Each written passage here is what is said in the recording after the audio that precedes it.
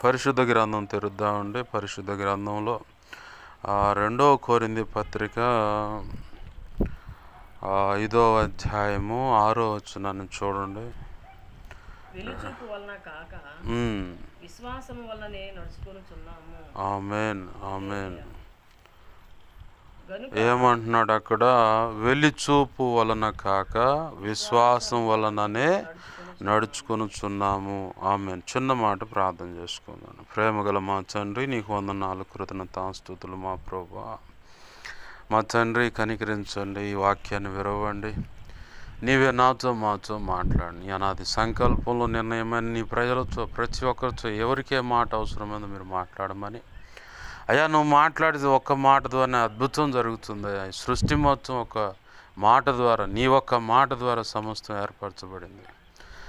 దేవా, మానవుడిని ఒక్కడిని మాత్రమే నీ చేతులతో ఎంతో ముద్దుగా ఏర్పాటు చేసుకున్నావు, కానీ మిగతాది అంతా అయా మొక్కలైనా, జలచరములైనా, ఆకాశ పక్షులైనా, ప్రాకిడ పురుగులైనా, అయా ఇదిగొచ్చండి క్రూర జంతువులని మేము ఇప్పుడు అనుకుంటున్నాం. ఒకప్పుడే సాధువు జంతువులే.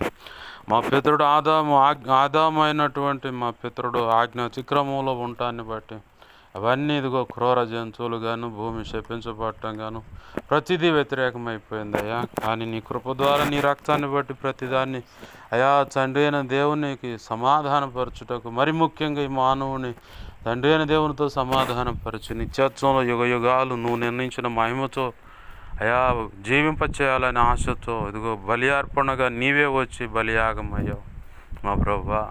ఈ భూమి మీద మేము బ్రతుకుతున్న కాలం అంతా యుద్ధకాలమేనన్నా. మేము అల్పులం ప్రభువా. అయా తలంపులు, ఊహలు, ఆలోచనలు, హృదయం, మనసు స్థిమితం లేనటువంటి వాళ్ళం. అసలు మేము ఏ కోణంలో కూడా మంచి అని చెప్పుకోవడానికి లేని వాళ్ళం ప్రభువా. కానీ మమ్మల్ని బహుగా ప్రేమించి నీ స్వరక్తాన్ని చెందించి నీ ప్రాణాన్ని పెట్టి మమ్మల్ని దేవా కొనుక్కున్నావు. తండ్రి అయిన దేవునితో సమాధానపరుచుకున్నావు ప్రభువా. ఇదిగో తండ్రి, ఎప్పటికప్పుడు మేము ఎక్కడ జారిపోకుండా నీ కృప ద్వారా దేవా దాసులు నిలబెట్టుకొని వాక్యం అందిస్తూ నిలబెట్టి నడిపిస్తూ ఉన్నావు. నీ కృతజ్ఞతాస్తుతులు. మీరు ఇచ్చిన ఈ లేఖనాన్ని బట్టి నీకు స్తోత్రాలయ్యా. ఆ వాక్యాన్ని విరవండి, నాతో మాతో మీరు మాట్లాడండి. ఉపదేశాన్ని అడ్డగించాలని చూస్తున్న దుష్టుడు, వాడి దోతలు, చీకటి, అంధకార శక్తులు మరి ఏ అడ్డుపడుతున్నావు అవన్నీ వేస్తున్నాం, బంధిస్తున్నాం, లయపరుస్తున్నాం. నా చుట్టూరు మా చుట్టూ ప్రార్థనలోకి ఇస్తున్న ప్రతి ఒక్కరి చుట్టూ సిలువ రక్తపు కంచెన వేయండి. మహిమేగిన మాపై ఆవరింపచ్చే నీ చేతులను దాచిపెట్టు. నీవే అగ్ని ప్రాకారమే ఉండి మా అందరితో మాట్లాడండి. మాతో ఉండి మాట్లాడండి ప్రభు. నీకు స్తోత్రాలు. నీ పక్షం వహించు. నేను ఎంత బలహీన నీకు బాగా తెలుసు. కృప మీద ఆధారపడుతున్నాను, నీ మీద ఆనుకున్నాను. నీ కలువరి సిలువ రక్తంలో కడిగి పవిత్రపరిచి పరిశుద్ధ ఆత్మజ్ఞను పుట్టిన శుద్ధ శోభనంగా మార్చు. ఎస్కేల్ గ్రంథం 2వ అధ్యాయం 1-2 నన్ను మమ్మల్ని అందరిని చక్కగా నిలబెట్టి ఇర్మియా 1వ అధ్యాయం 9, 10, 18, 19 నీ కృప నాకు ఇవ్వమని, నీవే నీ ప్రజలతో మాట్లాడమని, సహాయం చేయమని, మా అందరితో సూటిగా తేటగా స్పష్టంగా మీరు మాట్లాడమని, నీ దాసుని మరుగుపరిచి నీవే కనపడుతూ నీ దాసు మీ నోటి బొరగా చేసుకుని బలమైన వాక్శక్తినిచ్చి నీ అనాది సంకల్పం నిర్ణయమైనటువంటి ఆత్మ నడిపింపు, లేఖన ప్రత్యక్షత, ఆత్మ ప్రత్యక్షత, వాక్శక్తినిచ్చి నీవే మాట్లాడమని యేసయ్య నామములోనే ప్రార్థించి సమస్తం పొందుకొని పరిశుద్ధమైన నీవిచ్చిన వాక్యాన్ని బట్టి కృతజ్ఞతాస్తుతులు చెల్లించి నువ్వు గొప్ప చేసుకుంటున్నాం మా తండ్రి. ఆమేన్ ఆమేన్. ప్రభునందు నా మాటలు వింటున్న మీ అందరికీ నా హృదయపూర్వకమైన వందనాలు. అందరికీ వందనాలు. చదువుకున్న మాటలో వెలుచూపును బట్టి కాక విశ్వాసము వలననే నడుచుకొనుచున్నాం. వెలుచూపు ఉంది, విశ్వాసము అనే దాని మాట కూడా ఉంది. అయితే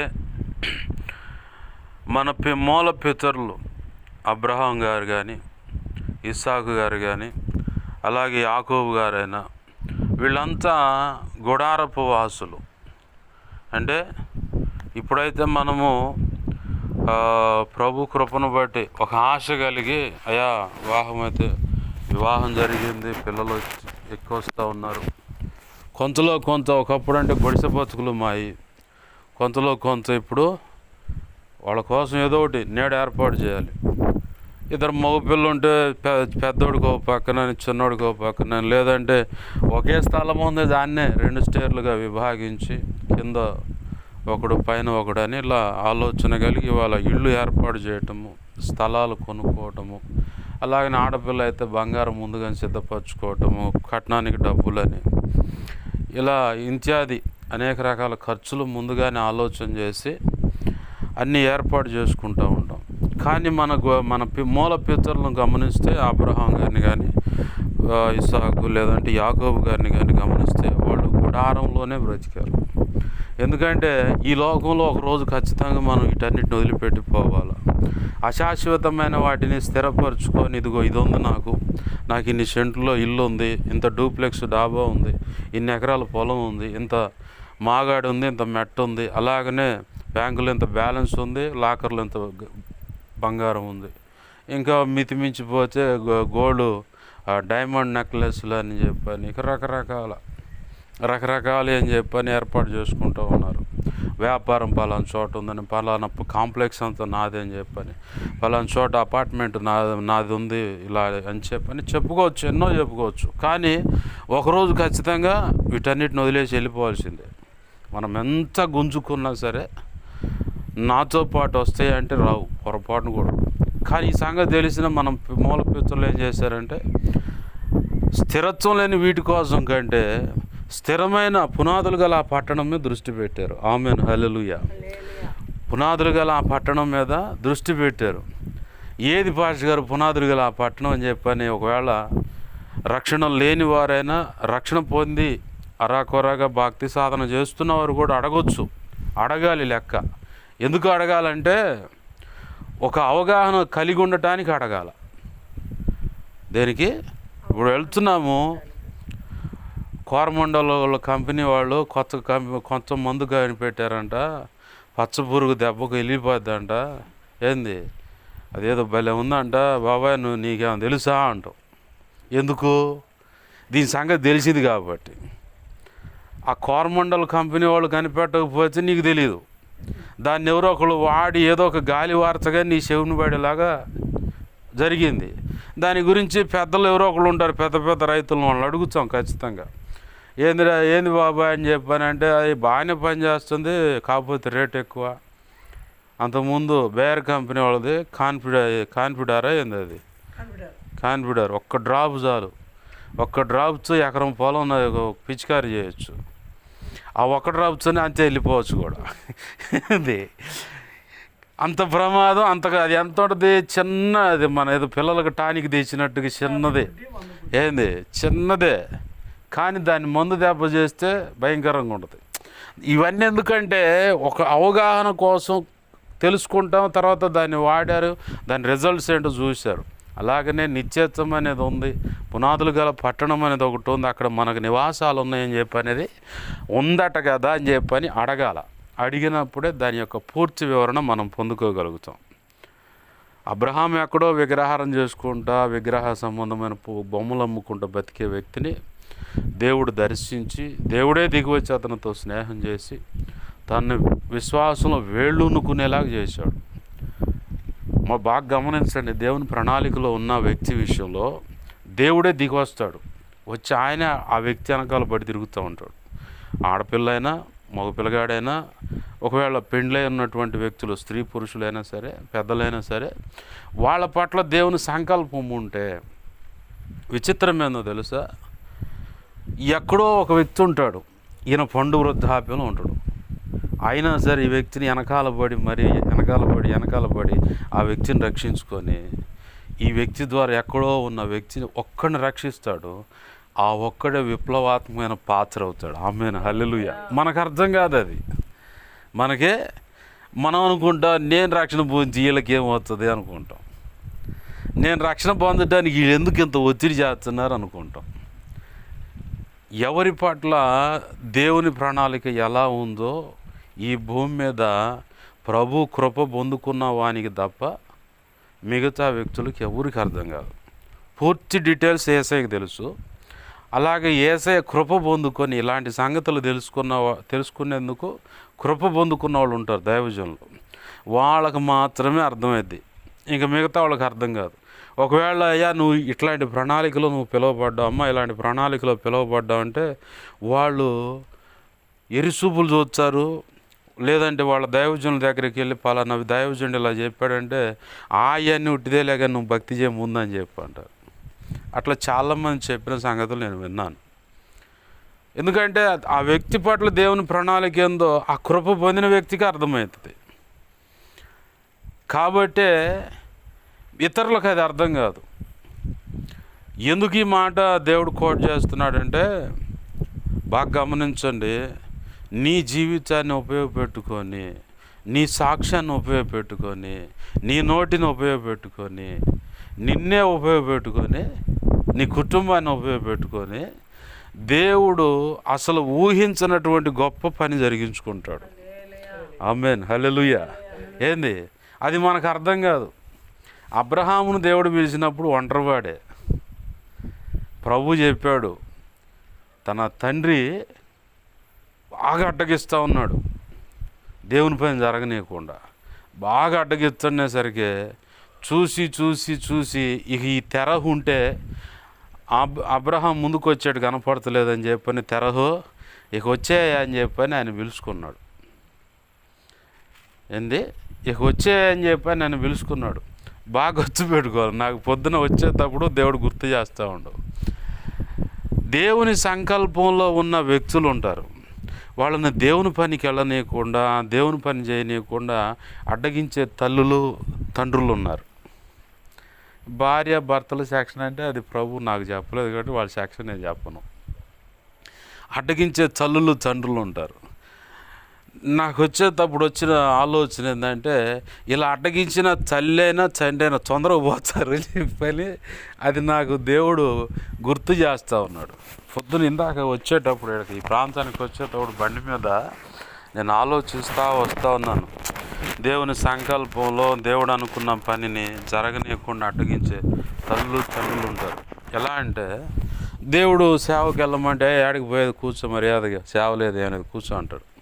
తల్లి తండ్రి ఎవరో ఒకళ్ళు అంటారు, లేదు ఫలానా రీతిగా నేను దేవుని సేవకి వెళ్ళాలంటే కుదరదు కూర్చో అని చెప్పాను. లేదంటే నేను ఒక అన్యునికి ఇచ్చి పెళ్లి చేయాలనుకుంటున్నా, మేనర్కి ఇవ్వాలని ఏదో కోణం చెప్పి వాళ్ళని సేవకి వెళ్ళనీయకుండా అడగిస్తూ ఉంటారు.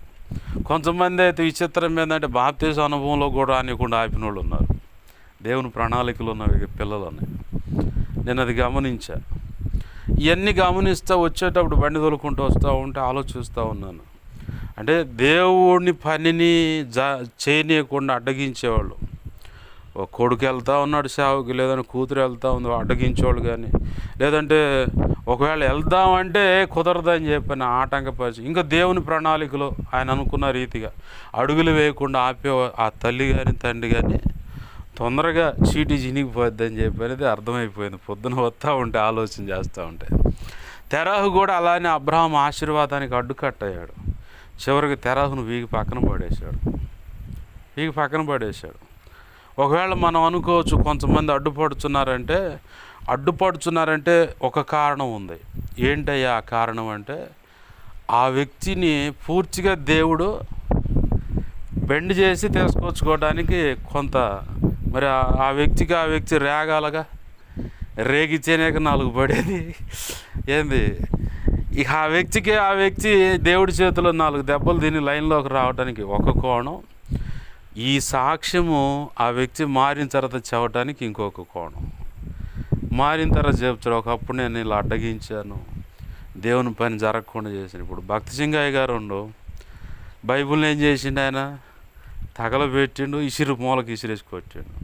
చివరికి దేవుడు ఆయన ఏం చేసిండు, సేవకుడిగా తెచ్చి హైదరాబాద్లో నిలబెట్టి సేవ జరిగిస్తే ప్రపంచం అంతా కదిలొచ్చింది. హైదరాబాద్కి ప్రపంచం అంతా కదిలొచ్చింది. ఏంది జనం అంటే, పలానా భక్తి సింగయ్య గారు చనిపోయారన్న. ఎంతేందో తెలుసా, బైబిల్ ఇసిరి కొట్టినా తగలబెట్టిన ఆ వ్యక్తి మోకాళ్ళు వేసిన ఆ గదిలో, అక్కడ డైలీ మోకాళ్ళు వేసి అక్కడ గుంతలు పడ్డాయి అంట, నాప బండలకి. ఆమేన్, హల్లెలూయా. మేక పులి జోదం ఆడతాం పల్లెటూరులో తెలుసుగా. ఆ రాయి అటు తిప్పి కరెక్ట్గా ఆ జోదానికి సంబంధించిన అచ్చు గీసినప్పుడు గుంతలు పడతాయి. పెద్ద పెద్ద పాతకాలపు రాళ్ళకు కూడా గుంతలు పడతాయి. బాగా మొజ్జుగా ఉన్న బండకు కూడా గుంతలు పడతాయి లేదా? పల్లెటూరులో ఆడ కూర్చున్నప్పుడు, ఆ బొడ్రాయి ఆడ కూర్చున్నప్పుడు ఇవన్నీ జరుగుతాయి. మేక పులి జోదం ఆడుతూ ఉంటారు. ఆ జోదమాడిచే రాయి అటు ఇటు జరిపిన దాన్ని బట్టి అక్కడ గుంతలు పడతాయి. ఈయన మోకాళ్ళు వేస్తే గుంతలు పడ్డాయి. ఎన్టీ రామారావు గారు ఆ స్థలం, ఇప్పుడున్న హైదరాబాద్లో ఉన్న స్థలం మీద కన్ను పడితే, ఈ స్థలం మాకు కావాలా, ఖాళీ చేయండి. సరే నువ్వు కాదులే కానీ సీఎం గారిని రమ్మన్నాడు. సీఎం గారు వచ్చిండంట. రామారావు గారు అప్పుడు ఎన్టీ రామారావు గారు సీఎం వచ్చి స్థలం ఏమంటే ఈయన అన్నమంటే ఏంటంటే ఒక అడుగిట్టు రాండి అన్నట్ట. ఆయన ఏకాంతంగా పోయి గదిలో కూర్చొని ప్రార్థన చేసి ఆ గది దగ్గర తీసుకుపోయి ఆయన మోకాళ్ళు వేస్తే గుంతలు పడ్డాయి. ఆ గుంతలు చూపించి, ఇలా మోకాళ్ళు వేస్తే గుంతలు పడి ఇంతగా దేవుని సన్నిధిలో పెనుగులాడి కన్నీరు గారిస్తే ఈ స్థలము ఈ పరిచర్య అంతా దేవుడిచ్చాడయ్యా, ఇప్పుడు చెప్పు ఏమంటావా అన్నంట. సప్పగా ఏం మాట్లాడకుండా సైలెంట్గా వెళ్ళిపోయాను. ఆమేన్, హల్లెలూయా. ఏంది కాదనుకొని ఇసిరేసినోడు, బైబిల్ ఇసిరేసినోడిని ఆ రకంగా తయారు చేసి దేవుడు వాడుకోండు. మనం చేయాల్సిన పని ఒక్కటే, విశ్వాసపు నేత్రాలతో దేవా ఇదిగో నా భర్తను నువ్వు నిలబెట్టి వాక్యం చెప్పిస్తున్నావు, నా పిల్లలు నీ పక్షంగా నిలబడి నీ సేవ చేస్తున్నారు, ఇదిగో ఈ ప్రాంతం అంతా దేవుని పనికని ఉపయోగపడుతుందని చెప్పని దేవుని కృపను బట్టి అలాగనే జరుగుతుంది. అయితే మనం విశ్వాసాన్ని బట్టి అన్ని విషయాల్లో మనం పునాది వేసుకోవాలా, వెలిచూపును బట్టి కాదు. ఈ వెలిచూపు అంటే ఇక్కడ అర్థం ఏంటంటే నీ జీవితంలో పొడచూపుతున్నటువంటి పరిస్థితులు, భార్యాభర్తల మధ్య కావచ్చు, ఏంది పిల్లల విషయంలో కావచ్చు, అప్పుల విషయంలో కావచ్చు, అనారోగ్యం విషయంలో కావచ్చు, లేదంటే అసలు పూర్తిగా భార్యాభర్తలు విడిపోయి ఉండొచ్చు, లేదంటే పిల్లల జీవితాలు పాడైపోయి ఉండొచ్చు, చేతికి అందలేదు పరిస్థితి, కుమారుడు అనుకోవచ్చు. యేసన్న గారు ఏమైంది, యవ్వన ప్రాయంలోనే రక్తం కక్కుతున్న పరిస్థితి, కానీ దేవుడు ఏం చేశాడు, ఆ వ్యక్తిని దర్శించి పట్టుకుంటే ఒక ప్రభంజనం అయింది. దేవునికి మహిమ కలుగునుగా. వాస్తవంగా ఆమె అనుకుందా, ఆ తల్లి అనుకుందా యేసన్న గారి గొప్ప సేవకుడు అవుతాడని? లేదు, ఊహల్లో కూడా లేదు. కానీ దేవుడు ఆ వ్యక్తిని పట్టుకున్నాడు. ఎవరో ఆ వ్యక్తి కోసం ప్రార్థన చేశారు.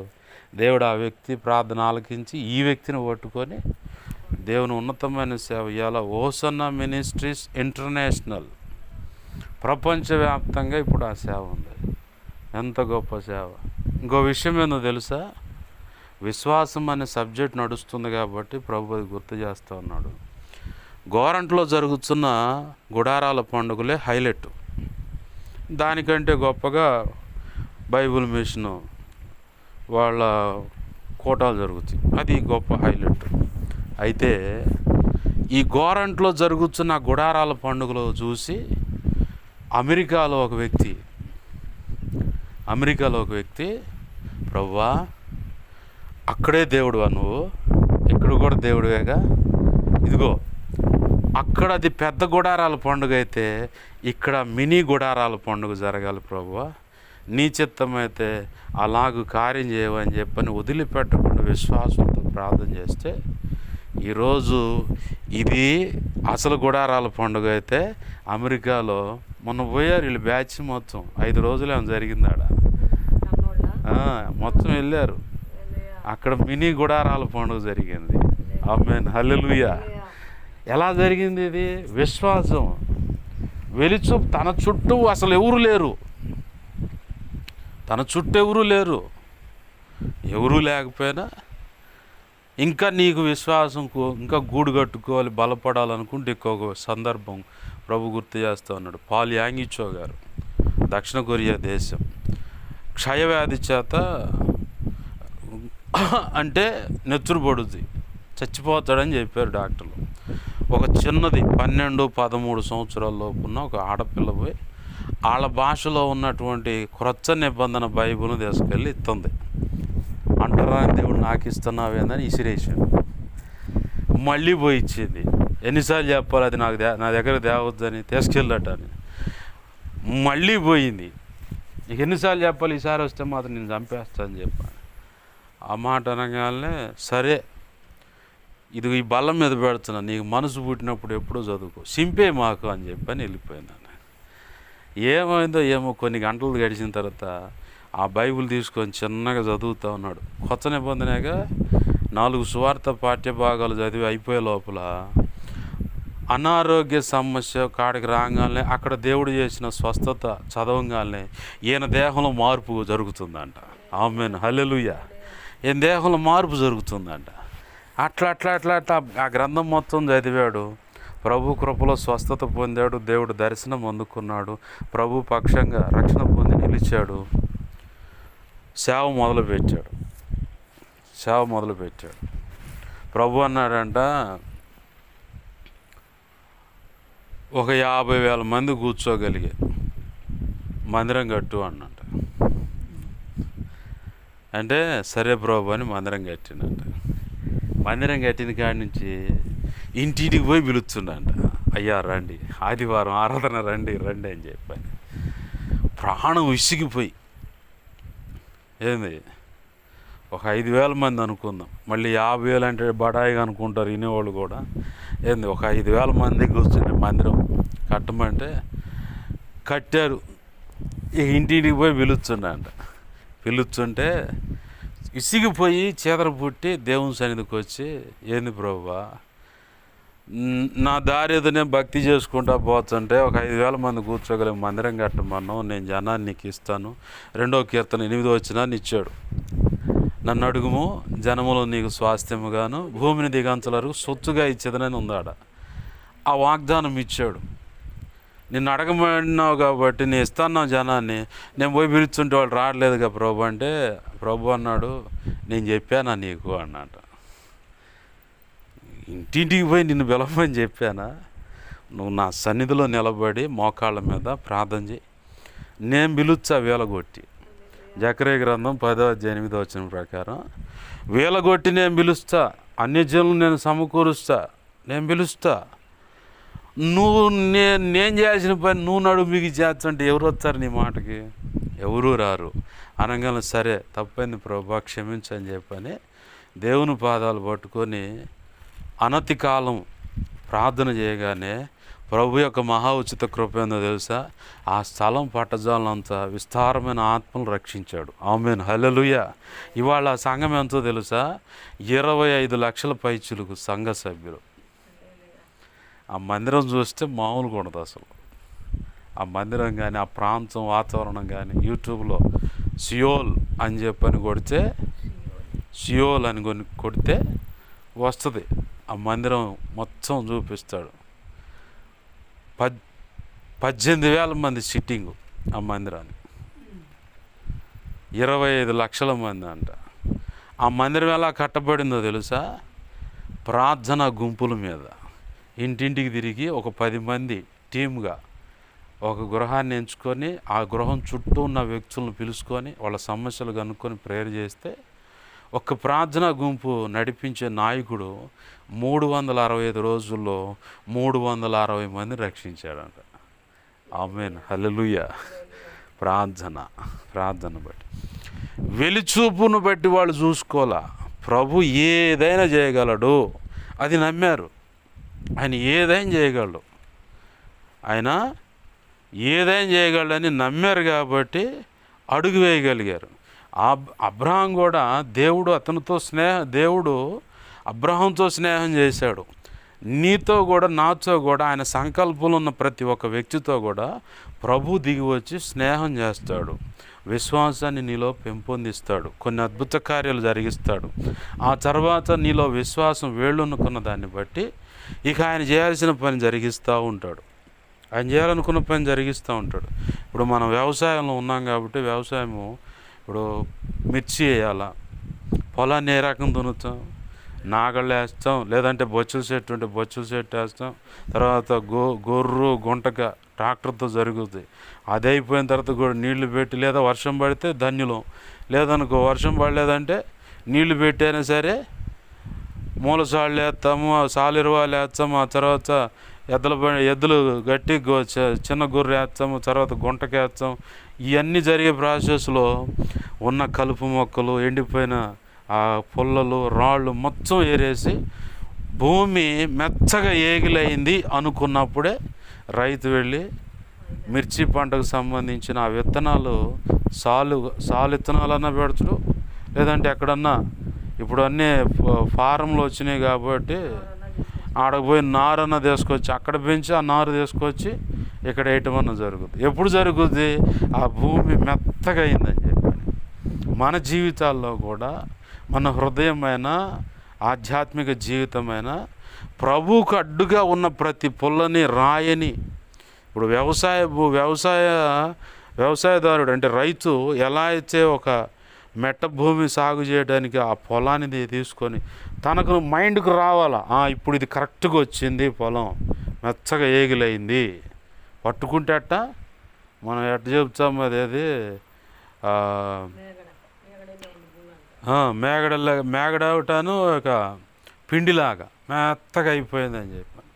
ప్రభు మన హృదయాన్ని కూడా, మన అంతరంగంలో ఉన్న కఠినాన్ని, కటుత్వాన్ని కూడా కొన్ని విషయాలు అనుమతించి మరి బాగా దంచి బయటకు తీస్తాడు. మన శ్రమల కొలిమిలో నుంచే మనం బయటకు వస్తేనే మనలో తెలియకుండా గూడు కట్టుకుపోయిన ఆ మస్టు అంటే బూడిద లాంటిది తొలగిపోద్ది. బంగారాన్నైనా, వెండినైనా, ఇత్తడైనా, ఇనుమునైనా, స్టీల్ అయినా సరే, జలం సిరైనా సరే కరగి పైన పొర ఒకటి వస్తుంది మట్టిలాగా, దాన్ని మస్టు అంటారు, బూడిదలాగా వస్తుంది. దాన్ని అటు పక్కకని స్వచ్ఛమైన దాన్ని తీసుకుంటాడు ఆ ఆయుధాన్ని చేయటానికి, ఆ ఆయుధం చేసే వ్యక్తి. అలాగనే ప్రభువు కూడా మన జీవితాల్లో కొన్ని పరిస్థితులు అనుమతించి ముందు మనల్ని ట్యూన్ చేస్తాడు.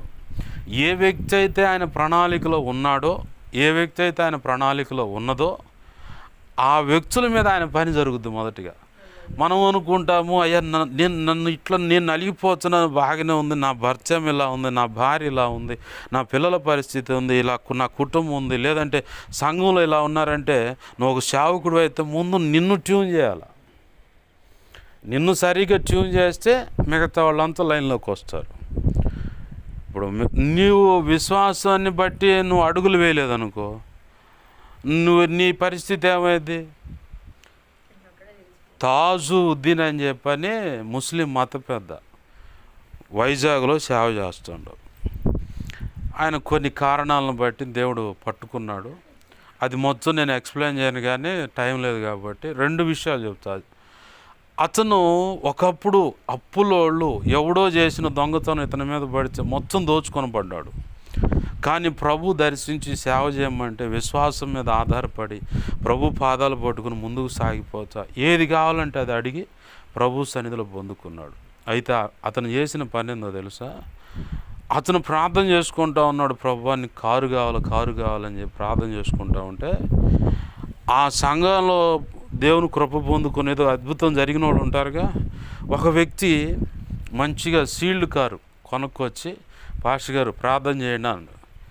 వాళ్ళకేమో అని చెప్పని ప్రార్థన చేసి అయిపోయిన తర్వాత ఆ కీ తీసుకొచ్చి పాస్టర్ గారి చేతిలో పెట్టి ఇది మీ సేవలో వాడండి అన్నాడు. ఆమేన్, హల్లెలూయా. ఇది బాగుందా? ఇప్పుడు ఈ విశ్వాసం యొక్క బీజం ఎవరిలో వేయాలి? వాస్తవానికి సంఘంలో అన్నయ్యాలా, సంఘ బిడ్డల హృదయం, సంఘం అంటే సంఘ బిడ్డలే కాబట్టి సంఘంలో అన్నయ్యాలా, లేదంటే కడుపును పుట్టిన బిడ్డల హృదయంలో అన్న ఆ విశ్వాసం యొక్క బీజాలు నాటాలి. అయితే కొడుకు వచ్చి 10th అయిపోతూ ఉంది, ఇంటర్మీడియట్లోకి వెళ్ళిపోతూ ఉన్నాడు.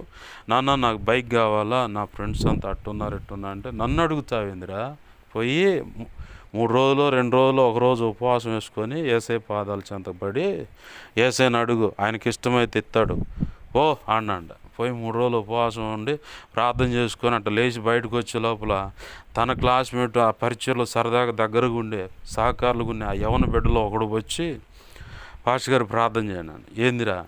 బైక్ అండి. సరే అని ప్రార్థన చేయగానే బరా వచ్చి అది ఆ పాస్టర్ గారు వాళ్ళ కొడుకు బర్త్డే రోజు ఆ బైక్ కీస్ తీసుకొచ్చి ఈ పిల్లగాడి చేతిలో పెట్టాడు. దేవుడు నీకు ఇమ్మన్నాడు, నువ్వు దేవుని పనిలో వాడుకో, నీకు క్లాసులకు వెళ్ళి రావాలన్నా కానీ ఇబ్బందిగా ఉంది కదా, మా నాన్న కొనిచ్చాడు, నువ్వు వాడుకో దేవుని పనిలో. ఈ విశ్వాసం బీజం ఆ పిల్లగాళ్ళు లేకపోతే పని కాదు, అస్సలు కాదనమాట. అట్లానే మనం కూడా ఏదో ఒక కార్యాన్ని కొన్ని పరిస్థితులను బట్టి దేవుని దగ్గర నుంచి అనుకోని రీతిగా అనూహ్యంగా కొన్ని విషయాల్లో సమాధానం ఇస్తాడు ప్రభు. ఎన్నో సంవత్సరాల నిరీక్షణ అని చెప్పాను. విశ్వసించు, నువ్వు ఏ పరిస్థితిలో ఉన్నా, ఎటువంటిదైనా సరే, నీ ఉన్న పరిస్థితికి భిన్నంగా చూడు. నీ ఉన్న సంగతిని నీవు నీ జీవితంలో తొంగి ఉన్నట్టు పొడచూపిన పరిస్థితులను అంతే చూసుకుంటా ఉంటే అక్కడే ఉండిపోతావు. అదే వెలిచూపు అనేది, అక్కడున్న పరిస్థితులను చూస్తే అక్కడే ఉండిపోతాం. కానీ విశ్వాసపు నేత్రాలతో చూస్తే, ఆ నేత్రాలతో చూసిన దానికి అనుగుణంగా నువ్వు భక్తి సాధన చేస్తూ ప్రార్థన చేస్తే అద్భుతంగా ఆ పిక్చర్ కనపడుతుంది. షాలేమన్న దగ్గర ఒక సేవకుడు ఉండవు. ఆయన వేరే సంఘంలో వాళ్ళ అమ్మగారు ఉండేది. వాక్య ఉపదేశం అంతా అయిపోయిన తర్వాత ముందు వరుసలోనే ఉండదంట తల్లి. పాస్టర్ గారు ఇలా బాగా వాక్యం చెప్పారు, భలే ఉంది వాక్యం అని చెప్పి, వాక్య ఉపదేశం బాగుందని చెప్పని ప్రార్థన అంతా అయిపోయిన తర్వాత నువ్వుగా చెప్పింది మా అబ్బాయి అనేదంట. పిచ్చి పట్టినట్టుంది, వాడేం తాగి తిరుగుతుండి అప్పులు చేసి, వాడు మాట వెనక ఏమో పిచ్చి పట్టినట్టుంది అని చెప్పని అందరూ అదే అనుకున్నారు. కానీ ఆ తల్లి విశ్వాసంతో పలికిన ఆ మాట అక్షరాల ప్రభు ఆమెనన్నాడు. షాలేమన్నని దగ్గరుండి పరిశీలించి పరీక్షించుకొని మరి ఆయనకున్న డౌట్లన్నీ క్లియర్ చేసుకొని చివరికి దేవుని కృప పొందుకొని రక్షణ పొంది ఇలా 2 చోట్ల 3 చోట్ల సేవ చేస్తున్నాడు. జోసఫ్ గడ్డం ఉంటుంది ఉన్నవా ఏంది, సేవకులు ఈ వాకిలను వచ్చి ఆ వాకిలను పోయాడంట. లేనిపోయింది వీళ్ళు తలకాయ నొప్పిళ్ళు వచ్చి వదిలిపెట్టరు, ఏయో చెబుతారు తలనొప్పి మాటలు, వచ్చిన కాడి నుంచి ఏదో ఒకటి ఇచ్చి పంపించాలి ఎందుకు మనకని. కానీ తల్లి మాత్రం విశ్వాసంతో చూసింది. మనం చేయాల్సిన పని ఏంటంటే పరిచర్లైనా సరే, వాళ్ళు యాంగీచో గారి దగ్గర ఫర్నిచర్ 5,000 మంది కూర్చున్న సంఘానికి ఫర్నిచర్ లేదండి. ఎట్ట చేయాలి ప్రభు అంటే దేవుడు మాటలు నేను ఇస్తాను కదని ఆయన అన్నంట, విశ్వాసం ద్వారా ఇప్పుడే నేను గర్భం దాల్చాను, ప్రభు కృపలో ఒక సమయంలో నేను ప్రసవిస్తాను, అప్పుడు ఖచ్చితంగా ఫర్నిచర్ అంతా వస్తుంది మన మందిరంలోకి అని చెప్పానంటే, ఫర్నిచర్ అంతా లేదు కాబట్టి పాస్టర్ గారికి పిచ్చెక్కినట్టుందని చెప్పని అనుకున్నారు. కానీ ఆ ప్రాంతంలో ఒక గొప్ప ధనికుడు ఫ్లైట్లో పోవాల, ఈ ఇంటి సామానాన్ని ఆశపోది కాదుగా 5 వేసుకొచ్చి ఆయనకు అనిపించింది అసలు సహాయం అందినటువంటి ఏదో ఒక సంఘం ఉంటుంది, చిన్న సంఘం. ఏది ఉందంటే ఫలానా పాలి యాంగిచో గారి దగ్గర ఆ మందిరం ఉంది. పోయి మొత్తం ఈ ఫర్నిచర్ మొత్తం అక్కడ దించేసి వచ్చేయండి అన్నట్టు. అయ్యా పాస్టర్ గారు ఎవరంటే ఏందయ్యా నేనేను, అయ్యా మా అయ్యగారు ఇట్లా వెళ్తా ఉన్నారు, విమాన ప్రయాణం కుదరదు కాబట్టి ఇది పరిస్థితి, ఈ ఫర్నిచర్ అంతా దించేసి వెళ్ళమన్నాడు. విశ్వాసాన్ని బట్టి అనేవాడు, ప్రభు చెప్పిన మాటను బట్టి విశ్వసించి నేను గర్భం దాల్చాను, ప్రభు కృపలో సమయం వస్తుంది, ఖచ్చితంగా నేను ప్రసవిస్తాను, ఆ సమయంలో మందిరంలో కావాల్సిన ఫర్నిచర్ అంతా వచ్చేస్తాను. ప్రభునందు ప్రియమైన దేవుని బిడ్డలారు గమనించండి, విశ్వాసం వెలిచూపును చూడమాక, నీ చుట్టూ ఉన్న పరిస్థితులు చూడమాక. నేనున్నా నా బ్రతుకు నేను చూసుకుంటే ప్రభు చెప్పాడు పాటలు రాయిస్తాను అబ్బాయి అని చేత, అద్భుతమైన పాటలు రాయిస్తూనే ఉన్నాడు. ఆ రోజు నేను నమ్మి అడిగేశాను, అది అక్షరాలు నేను చూస్తూనే ఉన్నాను, పుస్తకాలు రాయిస్తాను అబ్బాయి, పాటలు రాయిస్తాను, ఏంది ఇలా చేయిస్తాను నీ ద్వారా నా ప్రణాళిక ఇదాను. నేను అక్షరాలు దేవుని కృపను బట్టి అది నమ్మాను కాబట్టి దేవుడు అద్భుతం చేశాడు. ఈరోజు ఈ మాటలు వింటున్న మీరు ఒకటి బాగా గమనించు, వెలిచూపు చూడమాక, చుట్టూ ఉన్న పరిస్థితిని గమనించమాక. ప్రభు నీతో ఏం చెప్పాడో దాన్ని అక్షరాల విశ్వసించి దాన్ని గట్టిగా పట్టుకో. అన్నమ్మ దేవుని సన్నిధిలో తీర్మానం చేసుకుంది, దాన్ని గట్టిగా పట్టుకుంది కామ, అట్లనే ఆశీర్వాదకరమైనటువంటి సమయంలో పొందింది. అబ్రాహాము శారములకు చెప్పాడు, వచ్చే సంవత్సరం ఈ కాలం నీకు పిల్లగాడు నీ ఒక కౌగిట్లో ఉంటాడు అని చెప్పి, దాన్ని ముందు నవ్వారు. యెహోవాకు అసాధ్యమైంది ఏమైనా ఉందా అన్నాడు. లేదయ్యా. మరి ఎందుకు నవ్వుతున్నావు? శారా ఎందుకు గుడారపు వాగిటుండి నవ్వుతుందని చెప్పాడు. నవ్వుతుందంటే లేదు అన్నారు. మీరు నవ్వారా? మీదడికి ఈ కాలం కల్లా ఇదిగో వచ్చే ఈ సంవత్సరం కల్లా నీ కౌగిట్లో పడినట్టు మగపిల్లగాడు ఉంటాడని అట్నే ఉండు. దాన్ని నమ్మారు వాళ్ళు. ప్రభు నీకు ఏం చెప్పాడో అది పట్టుకో గట్టిగా, దాన్ని పట్టుకొని నువ్వు నిలబడు. అది ఆ దేవుడు నీకు చెప్పినటువంటి ఆ మాట నీ జీవితంలో నెరవేరే కాలంలో అపవాది ప్రయత్నాలు కూడా ఉంటాయి, కానీ వెనక్కి జంగొద్దు, వెనక్కి జంకొద్దు. అసలు ప్రభు పాదాలు పట్టుకొని ప్రభు నాకు ఈ మాట ఇచ్చాడు, ప్రభు నాకు ఈ మాట ఇచ్చాడు కాబట్టి అది అక్షరాలు నెరవేరుస్తాడు. ఇక అంతే. సైతాన్ గాడు వచ్చి నీ విశ్వాసాన్ని నీరుగార్చడానికి కూడా ఆపు, ఏముంది ఇంకా అంతా అయిపోతే, ఇంకా దేవుడని ఆ యోబు గారి భార్య వచ్చి మాట్లాడినట్టుగా వాడు వచ్చి మనతో మాట్లాడచ్చు, లేదంటే ఇంకితరులతో చెప్పి మాట్లాడిస్తాడు వాడు. అయితే మన విశ్వాసంలో ఎక్కడ జారిపోకుండా దేవుని పాదాలు పట్టుకొని ప్రభువును బతిమలాడితే ఖచ్చితంగా ప్రభు నిర్ణయించిన బతిమలాడాల్సిన పని ఏముందంటే త్వరితముగా జరిగించు ప్రభు అని కన్నతండ్రిని అడగము, మనం కన్నతల్లిని అడగమా? అట్లానే ప్రభుని, అయ్యా ఇదిగో నువ్వు మాట ఇచ్చావుగా, ఈ మాట నెరవేర్చు. పరిచర్య విషయంలో కానీ, భర్త విషయంలో కానీ, భార్య విషయంలో కానీ, పిల్లల విషయంలో కానీ, గర్భఫలం విషయంలో కానీ, ఉద్యోగమా, చదువా, వ్యాపారమా, లేదు వ్యవసాయమా, ఇత్యాది ఏదన్నా కానీ నీతో దేవుడేం మాట్లాడో దాన్ని పట్టుకో. సేవలైనా సరే ప్రభు పాదాలు పట్టుకొని ఖచ్చితంగా ప్రార్థన చేయి. దేవుడు నీవు అనుకున్న దానికంటే, ఊహించిన దానికంటే ఊహలకి అందనంత గొప్ప ఆశీర్వాదము ప్రభు అక్షరాలను అనుభవించేలా చేస్తాడు, ఇస్తాడు. ఆమేన్. రండి ప్రార్థన చేసుకుందాం. దేవుని పాదాలు పట్టుకొని, ప్రభువా కనికరించండి అయ్యా, వెలుచూపును బట్టి కాకుండా మా ప్రభువా, ఇదిగో తండ్రి నీవు సెలవిచ్చిన ప్రకారంగా విశ్వాసపు నేత్రాలు కలిగి, విశ్వాసము కలిగి, ఆవగింజంత విశ్వాసము కలిగి నా ప్రభువా, ఇదిగో తండ్రి నీవిచ్చిన మాటను స్వతంత్రించుకోవడానికి కృపను దయచేయి. పరిచర్యలైనా, కుటుంబంలో, పిల్లల విషయంలో అయినా, దాంపత్య జీవితంలో అయినా, గర్భఫలం విషయంలో అయినా, అయ్యా ఇదిగో అప్పులు తీరే విషయమైనా, అయ్యా ఇదిగో పొలం విషయమైనా, దేవా ఆస్తుల విషయంలో కానీ, ఇదిగో కోర్టు సమస్య అయినా, పోలీస్ స్టేషన్ సమస్య అయినా, దేవా ఆడపిల్ల సమస్య అయినా, ఇదిగో కోడల సమస్య అయినా, అల్లుడు సమస్య అయినా, దేవా ఇదిగో తండ్రి తోడబుట్టిన వారి వల్ల సమస్య అయినా, లేదు చీకటి అంధకార శక్తుల నుంచి విడిపించబడే విషయమైనా, దుష్టుడు వాడి దోతల దాడి విషయంలో అయినా, ప్రభువా నువ్వు సెలవిచ్చిన మాట ఒకటి ఉందిగా అయ్యా, సంఘం విషయంలో అయినా, ఆత్మల విషయంలో అయినా, మందిర స్థలం విషయంలో అయినా నువ్వు చెప్పిన మాట ఇదిగో తండ్రి ఏదైతే ఉందో అది మేము నీ పాదాల సన్నిధిలో పట్టుకొని ఎదిగో తండ్రి ఎత్తిపడుచున్నామయ్యా. మాకు సహాయించి దేవా, మాకు సహాయించి, ఇదిగో విశ్వాసము ద్వారా ఎలాంటి కార్యాలు జరిగాయో ఇదిగో తండ్రి కొందరి గురించి మీరు మాకు తేటగా తెలియపరిచారు ప్రభువా. నీ కృతజ్ఞతాస్తుతులు. నీ మాటలు మా హృదయాలు పదిలపరచమని, నీ ఆత్మకార్యములు జరిగించమని అయ్యా, నీ వాక్యాన్ని హెచ్చించుకుంటున్నా, నీ నామాన్ని గనపరుచుకుంటున్నాం. ఈ ప్రార్థనలోకి వేస్తున్న ప్రతి ఒక్క నన్ను మమ్మల్ని చేతులకు అప్పచెప్పుకుంటూ కళలు, నిద్రలు, దర్శనం, స్వప్నాలు చూపించబడే సమస్త కీడు శోధన నాటి ప్రభు ఏసునామములో బంధిస్తున్నాం ప్రభు. మంచి కళ్ళు, మంచి దర్శనం, మంచి స్వప్న, నిద్రలో చూసి సమస్త మంచి ఏసునామములో చొరబెట్టి జరుగునుగాక, నెరవేర్చబడును. మా కోసం ఆయా రీతులకు ప్రార్థించమన్న ప్రతి ఒక్కరు అవసరత ఏసునామములో తీర్చబడును గాక. మా కోసం, పరిచర్య కోసం అన్ని విధాలు ప్రార్థిస్తున్న ప్రతి బిడ్డ దీవించబడును గాక, రక్షించబడును గాక.